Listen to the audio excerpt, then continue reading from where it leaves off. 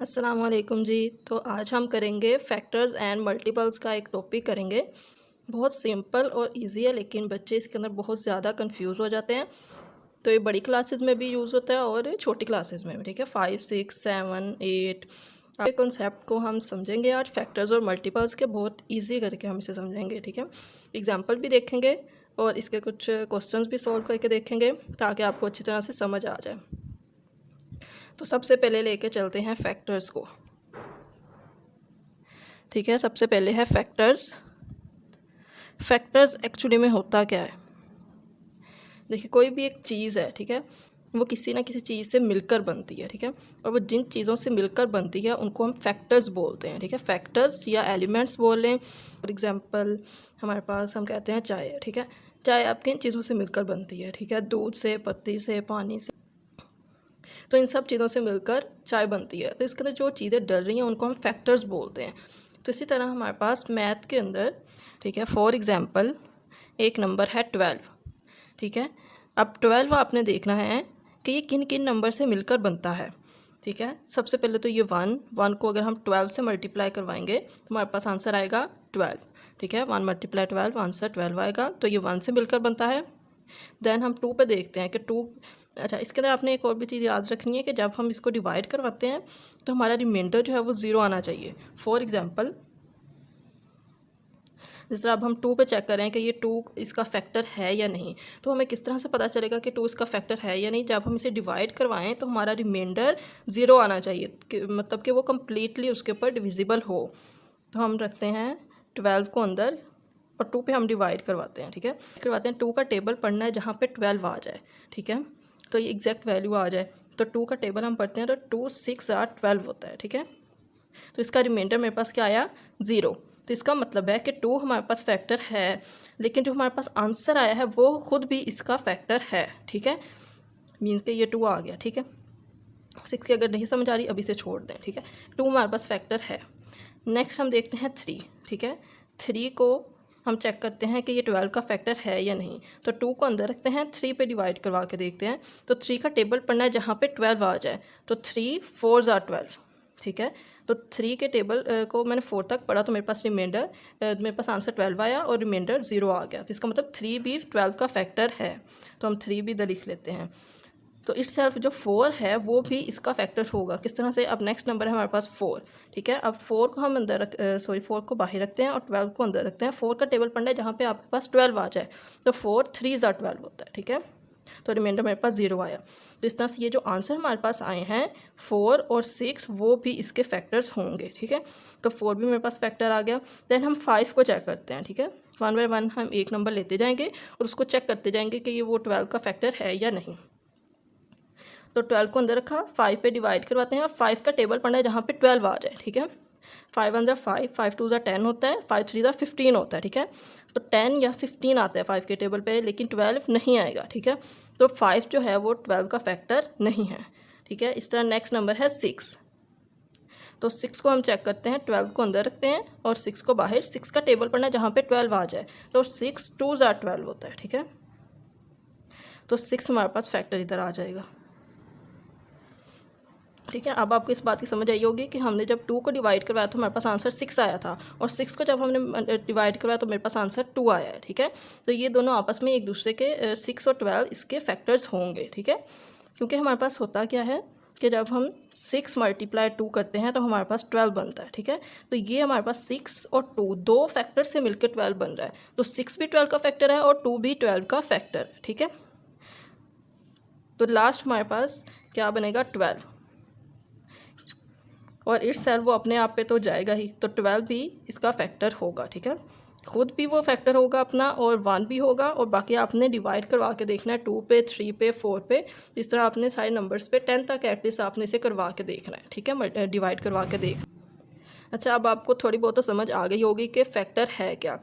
पहली चीज़ कि जो हम नंबर लें उसको हमने उस नंबर से डिवाइड करवा के देखना है, उस नंबर पे डिवाइड करवा के देखना है। अगर हमें रिमाइंडर 0 मिल गया तो वो नंबर और वो आंसर हमारे पास फैक्टर होंगे, ठीक है, उस नंबर के, ठीक है। जैसे 2 था, 2 को हमने डिवाइड करवाया 12 से, तो 2 6 12, तो 2 और 6 12 के फैक्टर्स हैं। इसी तरह 3 को करवाया तो मेरे पास आंसर आया 4, तो 3 और 4 इसके फैक्टर्स हैं।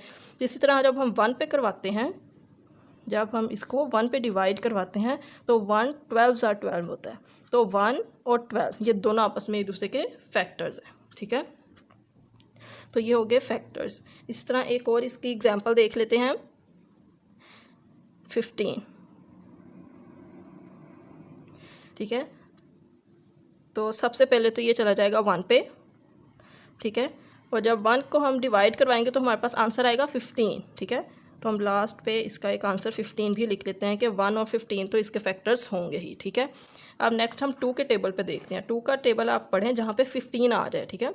2 के टेबल पे 2 6 12 या 2 7 14 आएगा, 15 नहीं आता, ठीक है। तो 2 15 का फैक्टर नहीं है। इस तरह 3 को देखते हैं। 3 के टेबल को आपने पढ़ना है जहाँ पे 15 आ जाए, ठीक है।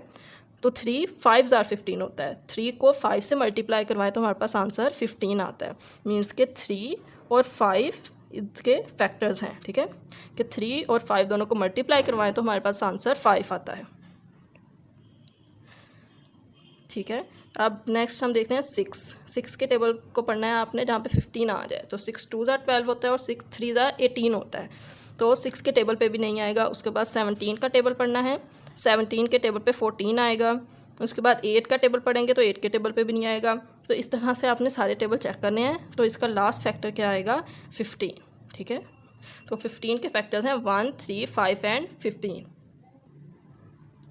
तो नेक्स्ट हम देखते हैं मल्टीपल्स के बारे में कि मल्टीपल्स क्या हैं। देखिए मल्टीपल्स तो आपको इसके नाम से ही पता चल रहा होगा कि हमने मल्टीप्लाई करवाना है, ठीक है। और एग्जाम्पल लेते हैं कि आपने लिखने हैं 2 के मल्टीपल्स लिखने हैं। 2 के मल्टीपल्स का क्या मतलब है कि 2 को आपने नंबर से मल्टीप्लाई करवाते जाना है और उसके आंसर को आपने यहाँ पे लिखते जाना है।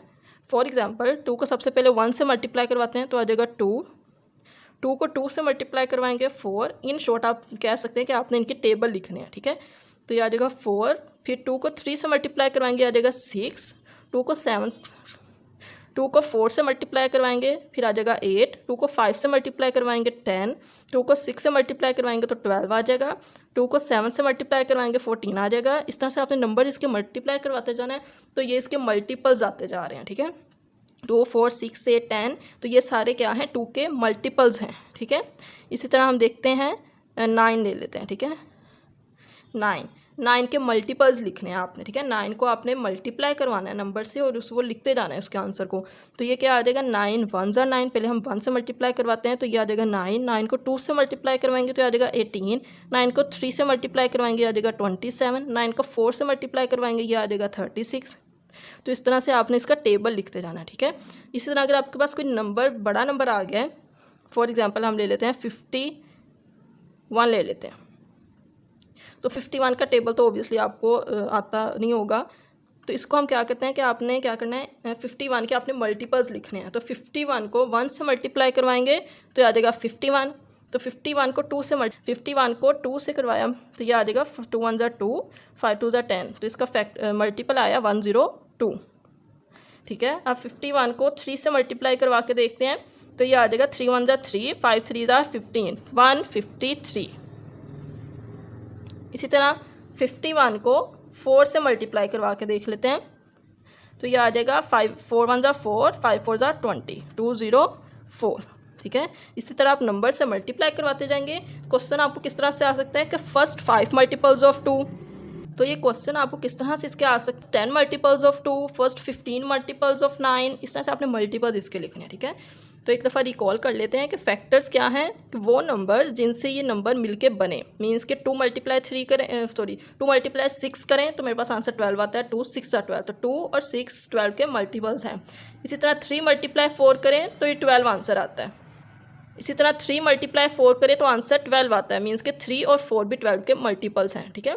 वो दो नंबर जिनसे मिलकर वो नंबर बने जिसका हमने फैक्टर फाइंड करना है वो हमारे पास फैक्टर कहलाते हैं, ठीक है।